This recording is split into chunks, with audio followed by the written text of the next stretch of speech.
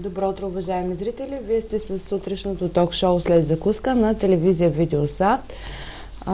Днес наш гост е господин Валентин Ламбев, който е областен председател на БСП в област Велико Търново и също така председател на групата общински съветници в Велико Търново. Добро утро, добре дошли. Започваме направо с нашия гост, тъй като има доста теми за коментиране. Преди няколко дни в качеството ви на шеф на групата съветници от БСП алармирахте, че има дефицит в общинския бюджет и че задълженията на общината варират между 10 и 12 милиона. Така ли беше? Или да не съм... Коректна ли съм с цифрите? Или да направим уточнения? За съжаление, през този мандат вече 3 години размера на този дефицит постоянно растеше и към момента е достигнал една застрашителна цифра около 12 милиона, което представлява около 20% от годишния бюджет на община Велико Търново. Все причините са комплексни, но най-общо взето можем да обясним, че е харчено повече, отколкото е изкарвано. Така че проблема е сериозен, до толкова доколкото бъдещите приходи са разчетени по такъв начин, че няма как да бъде компенсиран този дефицит, който се е натрупал в общинския бюджет. И това създава сериозни проблеми както с кредитния рейтинг на общината, така и с нейната възможност нормално и в сроковите, които са предвидени в закона, да се разплаща за извършени услуги на общината, като доставки на стоки, услуги и така нататък. И това създава сериозни проблеми на общината и ще продължи да създава дългосрочно такива проблеми. Моето лично мнение е, че такъв огромен дефицит няма да може да бъде преодолян в рамките на година. Ще бъдат необходими между 2 и 4 години, за да бъде компенсиран един такъв дефицит. Като разбира се, няколко са възможните варианти, или по-скоро те са комбинация от няколко мерки, които трябва да бъдат предприяти. Да, но може ли да ви прекъсна само да напомним от кога се акумулира този дефицит и защо с такова управление той нито се запълва, нито по някакъв начин се ограничава, а расте? Горе-долу колко години назад? На първо място бих искал да разбия тези 12 милиона за вашите зрители, ако е възможно. Да. Трайно просрочените задължения на общината са около 2 милиона и половина. Поне от година и половина. Тази цифра не се променя, само варира в рамките на плюс-минус 100 000 лева. Около 6 милиона са оперативните разходи на общината, която тя не е покрива или е покрива със средства, които са предвидени от републиканския бюджет за държавно делегирани дейности. И разбира се, има голям обем извършени дейности от страна на външни изпълнители към общината, които по една или друга причина не се разплащат, защото няма предвидени и няма налични средства в общинската хазна.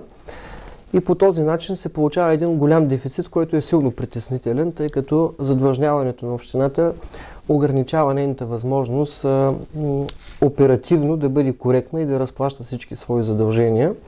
Този въпрос многократно сме го поставяли, когато са приемани и са разглеждани отчетите за изпълнението на бюджета на общината, но към този момент не виждаме онези мерки и мероприятия, които считаме, че трябва да бъдат предприяти, за да започне, ако не е стопяване, то поне едно плавно намаляване на този дефицит на община Велико Търново. А вие какви мерки предлагате или решения и обсъждани ли са на ниво група или единични предложения?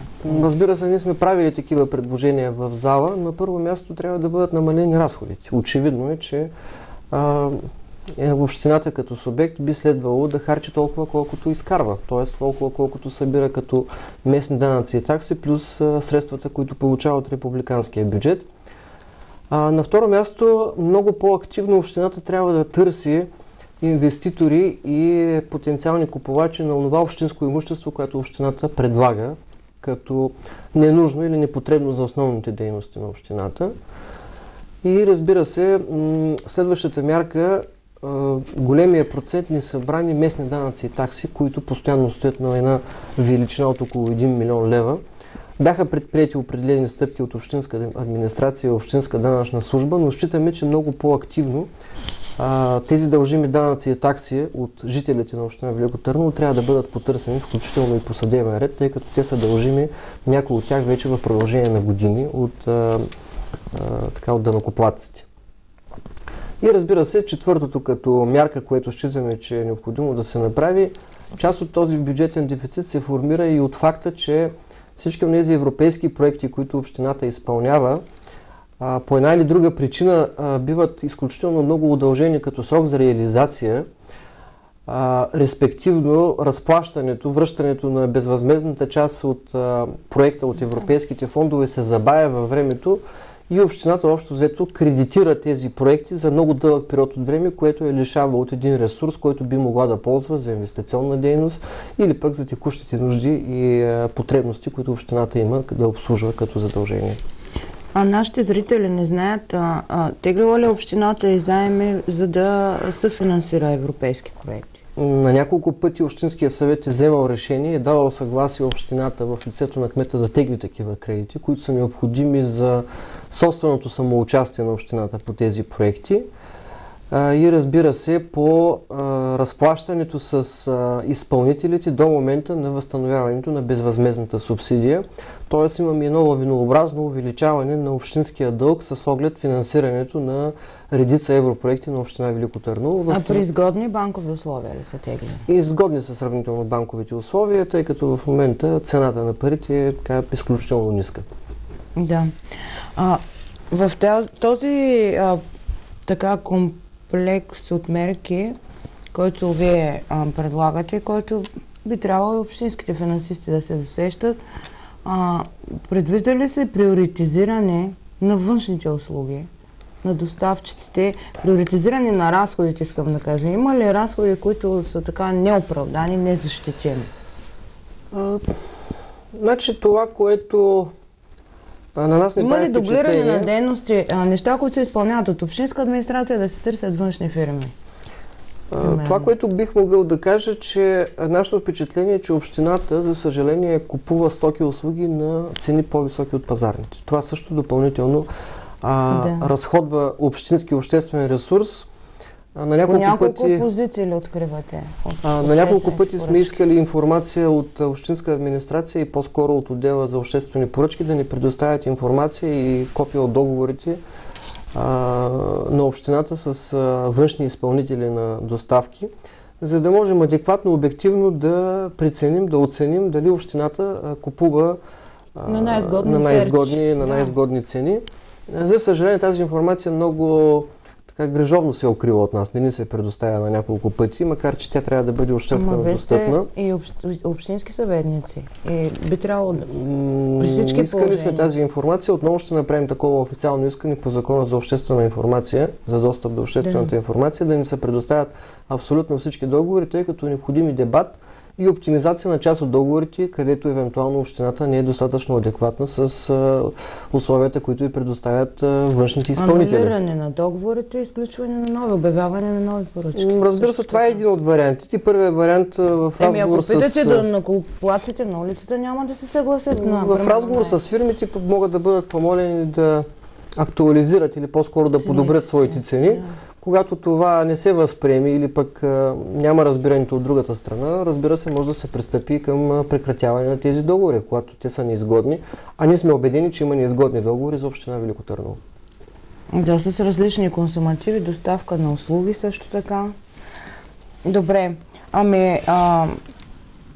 нека да от Общинския съвет, това беше основната тема от миналата седмица, специално и за групата на БСП. Вие пък също така казахте, че ще следите отблизо ситуацията около тази изгоряла къща на Габровски. Нашите притеснения са, че това е един процес, който ще завърши или би могъл да завърши с застрояване на парка Никола Габровски. Да. Категорично се обявяваме против такова развитие на този казус с така наречената изгоряла баварска къща, защото само преди няколко години, да припомня, имахме такъв случай с едно застрояване в парка, който силно беше осакатен и считам, че не бива да се допуска такова застрояване, което допълнително ще намали полезната площ на този парк, който се ползва от живущите в района, в квартала. Така че ние ще бъдем против. Тази точка беше оттеглена, разбира се, от председателя на Общинския съвет, но много внимателно ще следим евентуалното нейно повторно внасяне, и ще инициираме дебат дали е необходимо на Велико Търново още една сграда голяма в една зелена площ. Знаете какво е положението и колко са така ограничени зелените площи след бурното строителство от последните 7-8 години. Информирахте ли се от местните медии? От 2 дни имаше един такъв актуален момент, актуален проблем. Макар че засяга църквата, събориха една сграда културно-историческо наследство, метох на Преображенския манастир се събори. Според някои недоказани тези, примерно на някого може да му е интересно това място, но да кажем, че не е точно така. Сградата е била много опасна. Интересно, защото тогава до сега не са се взели мерки, митрополията отговаря за нея, но някакси процеса така малко встрани останаха всички граждани. Вие наясно ли сте какво се случи? Комисия е била образувана? Комисия, това, което всъщност медиите информирахте, това съм всъщност като информация. Вчера само нашата телевизия засне събарянето. Сега първо собствеността там, разбира се, е на църквата. Тоест собственика на митрополията, той собственика има грижата за поддържането на вече тази несъществуваща сграда. Друг е въпроса във времето. Защо не са взети мерки? Защо не са взети мерки? Не бих могъл да вземам отношение, тъй като не е общинска собственост, ако общинска собственост. Аз ще ви провокирам с друга. Общината отпуска малко пари в момента, което е похвално да се в Преображенския манастир да се реставрират стенописи, да се освежат на Захари Зограф. От една страна се обърнала гумена и има подкрепата за реставрация, от друга страна тази голяма сграда, която не знаем и е паметник на наследство и се намира до емблематична сграда хотел Янтра, пък никой не е търсил съдействие. Общината няма ли на картотека все пак тези културно-историческо наследство? Доколкото съм запознат, в общината са заведени всички от тези сгради, които са паметници на културата и които са архитектурно наследство.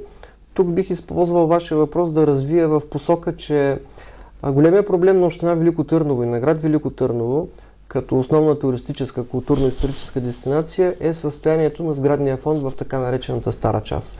Тъй като по-скоро тази сграда бих искал да я разгледам в контекста на цялостната концепция за запазване, възстановяване и предаване на един нов облик на старата част, което е чара на Велико Търново. По-скоро тук общината трябва да търси съдействие както от собствениците, така и от държавата за възстановяване на облика на старата част, която е в лошо състояние и общо взето по-скоро отблъсква посетителите, и гостите и туристите на града, отколкото да ги привлича с рушащите се сгради, падащите фасади. Така че там трябва да се работи активно и дългосрочно и в тази връзка общината би следвало много по-активно да търси възможности, включително с европейски средства, съвместно по пътя на публично-частното партньорство, да започне един дълъг и продължителен процес на възстановяване на тези знакови сгради в старата част на Велико Търново. Знам, че градове стари столици в Европа и също така градове с обособена такава старинна част имат цялостни стратегии за развитие на тези части. При нас съществува ли така? Разписана някаква концепция? Старата част има специалисти в община Велико Търново, които са ангажирани с поддръжката на старата част, но по-скоро тяхната работа е концентрирана. Фокусът е на самоводската чаршия.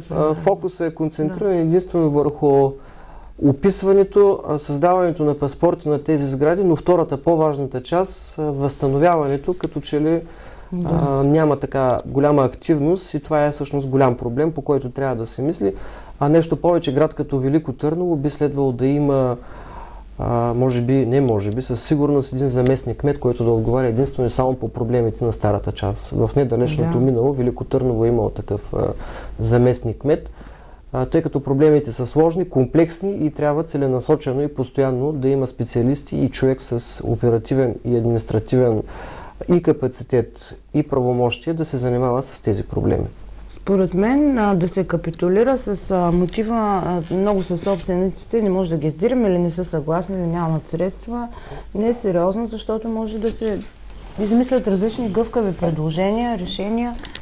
Плюс не знам санкциите доколко респектират тези собственици, които не поддържат санкциите, сгради. разбира се, са последната мярка. По-скоро бих споделил, че от няколко месеца вече работи националната програма с изцяло европейски средства безвъзмездни за саниране на сгради. Тук е възможността община Велико Търново съвместно с собствениците на тези къщи и сгради да кандидатстват, тъй като там до 75% се отпускат безвъзмездно средства. Т.е. това е един шанс и за общината, и за собствениците да възстановят своите сгради, да повишат тяхната стойност и, разбира се, от естетична гледна точка да се впишат в едно старо Велико Търново. Да. Така е, като съветници, предполагам, ще проследявате какво се случва. А сега няколко думи, няколко въпроса във връзка с тонуса на партийната организация тук, в Велико Търново, в областта. В добра кондиция ли е? В смисъл от 10 структури, примерно. Значи, непосредствено след изборите бяха проведени заседания на ръководствата на 10 общини. Бяха отчетени, разбира се, резултатите, беше направен подробен анализ, като се коментираха и допуснатите грешки и слабости в хода на самата кампания. Има обективен и откровен разговор за основните проблеми и за това, което беше направено, респективно не беше свършено от партийните организации, и бяха очертани много ясно и точно мерките, мероприятията, които от тук насетне вече се предприемат, и целите, които се поставя всяка една общинска организация, разбира се и областната структура, на която аз съм председател, гледайки към местните избори през есента на 2015 година, т.е. това е основният приоритет от тук насетне до местните избори. Разбира се, бяха отчетени и някои грешки по времето на управлението на правителството на Пламен Орешарски, които също дадоха отражение както и върху изборните резултати, така и върху кондицията и... Макар че според местни наблюдатели и дори мое лично мнение, не сте допуснали кой знае какви грешки в режим на кампания. По-скоро обирате негатива от националните. Така е, по-скоро националната проблематика се отрази на местните резултати. Да, и то на всички области. Така повсеместно беше. Какво толкова да сте сбъркали във водене на кампания? Аз мисля, че кампанията беше добра, сравнително активна и силна кампания, но действително това са щетите от слизането от власт. Да, това е основният проблем. Когато излезеш от власт, то предсрочно се отразява негативно на местните структури. Но в момента вие, наистина остават почти година, даже вече почва обратното време, по-малко от година до местните избори. Мисля, че днес няколко кмета, може би днеска наистина, като че ли, какво беше, бяха изборите 2011 или се заклеха кметовите на днешния ден, защото двама кмета днес ще дават пресконференция. Брифинги отчетни, един от БСП, един от ГЕРБ, значи на Велико Търново и на Павликени. Те исках да кажа, че започва да остава по-малко от година до следващия местен вод и вие трябва да разгледате там, където имате позиции, да се запазят, разберете, 3 общини, нали, твърдо, и вече да се разширява вътре от евентуално. Това, което бих искал да споделя, че амбицията на областната организация е да издигне авторитетни и силни кандидати в 10 общини за местни избори 2015 година. Ще заложите на марката, не на подкрепа, БСП подкрепа. Ще си извадите партийни кандидатури, нали? И на 10 места. Разбира се, това е първият и най-желан вариант. Ще търсим партийни кандидатури в по-голямата част от общините и, разбира се, ако ситуацията налага или пък се прецени от местната организация, че е подходящо да бъде по-широка кандидатура, която да може да бъде подкрепена от по-широк брой партии и гласоподаватели, това също е някаква възможност. Но, разбира се, това предстои първа да бъде анализирано и да бъдат вземани такива решения през 2015 година. Същия въпрос стои за издигането на кандидати на максимален брой, за кандидати за населени места, максимален брой кандидати. Точно. Тъй като местната власт и синергията между кмет на община и кметове на населени места позволява много по-ефективно управление на този процес. Така че амбицията е да издигнем и наши кандидати ако не във всички, то в максимален брой населени места. И също и 10 листи съответно. Разбира се, и 10 общински листи. За общински съветници. Като трябва да се направи много внимателен прочит и подход, да има и приемственост, но да има и сериозно обновление и в листите, тъй като са необходими, или по-скоро времето налага да има и нови имена, не казвам млади, нови имена, които носят и енергия, които носят и позитив, разбира се, които носят и надежда за по-добро управление и по-добра реализация на политиките на Българската социалистическа партия. Съответно и напоследък, нали, партийните централи, като редят листи, гледат и да се застъпят мъже и жени, така горе-долу. Да, разбира се, моделите на групи и по полов признак, и по възрастов, и по професионален признак трябва да има баланс във всяка една проектогрупа от съветници, така че ще се търси максимално широко представителство. Разбира се, и най-важното за всеки един кандидат, това е избираемостта, неговата популярност и това какво той привлича като гласоподаватели. Смятате ли, че на местния вод, примерно в лицето на АБВ, ще имате конкуренция, да го кажем, или не? И някъде допускате ли, това ще е интересен феномен в страната, да се получи коалиция между АБВ и БСП в лицето на един кандидат за кмет, примерно подкрепен от леви сили? Някъде в страната. Нека да тръгнем от там, че те вече са легитимни в парламента. АБВ са в коалиция с ГЕРБ. Така че по-скоро бих поставил въпроса така, доколко евентуално ГЕРБ и АБВ биха имали общи кандидати. Да, възможно. Имайки предвид коалиционния формат, независимо кой какво обяснява, че няма да има министри или пък не са подписали на ниските нива да имат общи кандидатури. Коалиция са, те директно влизат в изпълнителната власт. Така че по-скоро ще наблюдаваме внимателно процеса, доколко АБВ би подкрепила кандидати на ГЕРБ или на някои от другите партии, които подкрепят правителството на Бойко Борисов. Така че в тази връзка допирни точки с АБВ бих могъл да кажа, че трудно бихме могли да имаме. И значи ще бъдете конкуренция, но те до тогава не се знае с какво излъчване ще бъдат и в ляво ли ще бъдат изобщо.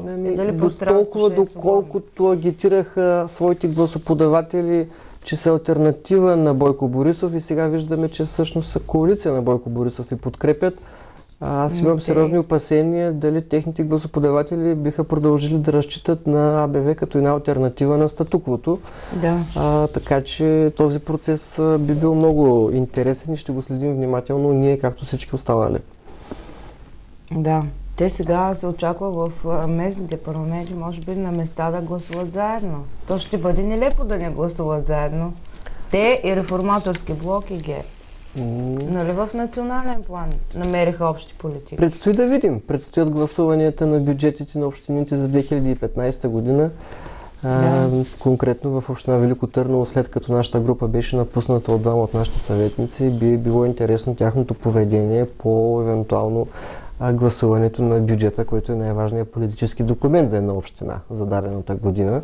Така че внимателно ще следим тяхното поведение и държание. Да, но добре, и почти финални въпроси, тъй като вашето време по-скоро накъсява. Ние продължаваме с следващи гости, с предаване към зрителите и с хороскоп и преглед на печата, но исках да попитам, защо е нужно смяна в националните ръководни органи на БСП, според вас? Трябва ли да вентилира там? Какво се случва? И защо ви искате конгрес, както примерно колегата ви в област Пловдив? Гергов или масово всички предлагат конгрес? Областни ръководители. Промените сами по себе си не могат да бъдат самоцел. Това трябва да бъде ясно. Те почват да подпират, да налагат. Но е необходимо известно обновяване на ръководните органи, тъй като, както споделих вече, новите деца носят енергията, носят новите виждания, носят новите послания и, разбира се, новите очаквания от гласоподавателите. Но този процес не може да бъде едностранен и не може да бъде достатъчен за необходимите промени в партията. Необходими са и организационни промени по места. Необходими са и някои конкретни мерки по начина на правене на политика и по провеждането на самите кампании. Много по-прагматични биха следвали да бъдат кампаниите, тъй като за съжаление, или може би така времето налага, изборните технологии и изборните кампании се промениха изключително много в последните години. Да. Така че Българската социалистическа партия трябва да бъде адекватна на очакванията на обществото. Част от тях се в виртуалното пространство. Разбира се, кампаниите са много по-виртуални, те са много повече и в социалните мрежи. Но най-важното, което е личния контакт и разговорите и срещите, които не могат да бъдат единствено и само един месец преди самата дата на изборите, т.е. постоянна работа с хората и с гласоподавателите. Разбира се, в полза на хората, доколкото това е възможно, там където сме в опозиция, каквато е ситуацията в община Велико Търново. Освен това, винаги една партия вероятно трябва да се захранва и зарежда и от, дори да е в опозиция, примерно от представителите в местната власт. Нали, кметовете, общинските съветници, ви имате силни кметове в страната. Това е навярно. Самите кметове добре пак да бъдат обучени с оглед новите предизвикателства, нали, пак. Това е разбирането и на националното ръководство, тъй като в националния предизборен щаб за местни избори бяха включени няколко от силните кметови на Българската социалистическа партия. Тоест, отчетено е, че местните кметови, те има какво да бъдат полезни и могат да бъдат изключително активни, тъй като те работят на терен и познават проблематиката от местен характер. Така че и ние активно като областна структура подпомагаме работата на Националния съвет и включително сме направили и конкретни предложения за подобряването на работата. Във втората част на вашия въпрос, дали е необходим конгрес? Да. Необходимо е да има такъв конгрес и ще има през 2015 година такъв конгрес. Той ще бъде извънреден ли реално? Значи две са възможностите. Едната възможност да бъде поредно заседание на конгреса, а другата възможност да се свика изцяло нов конгрес с нови делегати. Това е въпрос на преценка, но със сигурност трябва да има такъв конгрес, за да има дискусия първо по програмните документи и основните послания, които ние ще излъчим към гласоподавателите. На второ място, ясна и категорична позиция по някои проблеми, които са разделителната линия между лявото, което се представлява от БСП и дясното, което в случая се представлява от ГЕРБ. И разбира се, ясна и категорична заявка за сериозно участие и реализация в местната власт на нашите кандидати, както за кметови, така и за общински съветници. Така че ще очакваме такъв конгрес. Вероятно на повечето ваши колеги такава е настройката, че трябва да се съберете и да ги прокоментирате. Такава е нагласата, че трябва да се разговаря. Трябва да има дискусия и в самия ход на дискусията да се оформят онези работещи предложения и решения, които са полезни за всички. Добре, последният ми въпрос е, той е, може би ще прозвучи риторично, но все пак да кажете, помага ли ви това, че се занимавате с бизнес и съответно сега като се занимавате с политика, в следния смисъл? В един бизнес ви виждате, че за да остане позициониран човек на вътрешния пазар и да се отвори към другите пазари, да завоюва позиции, значи трябва да бъде изключително гъвкав, адекватен, комбинативен в добре смисъл, да върви бизнес нюх напред, да върви с своя нюх смисъл, да усеща предизвикателствата. Аз винаги съм смятал, че бизнесът е най-големия барометър за това преди избори кой ще спечели. Но не защото, примерно, се усъква в тая или оная посока, просто ги усеща на интуиция, на бизнес интуиция. И фактически, искам да ви провокирам, не ви ли дразни този застой, ако някой не си отземе, примерно, в рамките на структурата, на националното ръководство, на самата партийна организация или партийния субект, защото ви виждате какви са решенията, примерно, а не всички са готови да слушат. Има една номенклатура, примерно. Тя е във всички партии съществува. И ГЕРБ се отглеждат номенклатура. Има хора, които нямат откъде да се захранват, освен да са на партийните постове или пък някакви други професии имат. А бизнесмена най-добре усеща. Кое е Да, разбира се, в бизнеса и в политиката... Кое е най-здравословно за партията? В бизнеса и политиката има някои общи моменти. Да. Вие го споменахте. Първо е да си адекватен и да реагираш изключително бързо, съгласно настроенията и нагласите. На второ място да си визионер, за да можеш да предвидиш процесите, които ще се развият в близко и далечно бъдеще. Тенденциите. На следващо място, както и в бизнеса, така и в политиката, трябва да си диалогичен и трябва да си склонен да изслушваш мнението, за да можеш да вземаш най-доброто, което така или иначе постъпва като предложение за развитието и на политическия процес, и на една бизнес организация, каквато и да е тя. Но разбира се, има и някои различия. На първо място политиката е много по-отговорен процес. Ако един бизнес, образно казано, пострада или изпадне в затруднение, то касае основно бизнеса, служителите и контрагентите. Да. Но когато в един политически процес правиш грешки или пък вземаш решения, които по своя смисъл или характер не са отговорни, то това касае обществото като цяло. Тоест много по-отговорно и много по-внимателно трябва да се провеждат процесите в политиката и в тази връзка да, навярно по-бавно се случват нещата, но това е може би заради отговорността, която би следвало да носи всеки един политик и политически субект, тъй като всяка една грешка може да бъде фатална и да доведе до тежки последици за обществото. Така че в тази връзка наистина понякога на всички ни се иска малко по-бързо да се случват процесите, но трябва и внимателно, разбира се, много примерено да се действа, но и решително, когато се налага.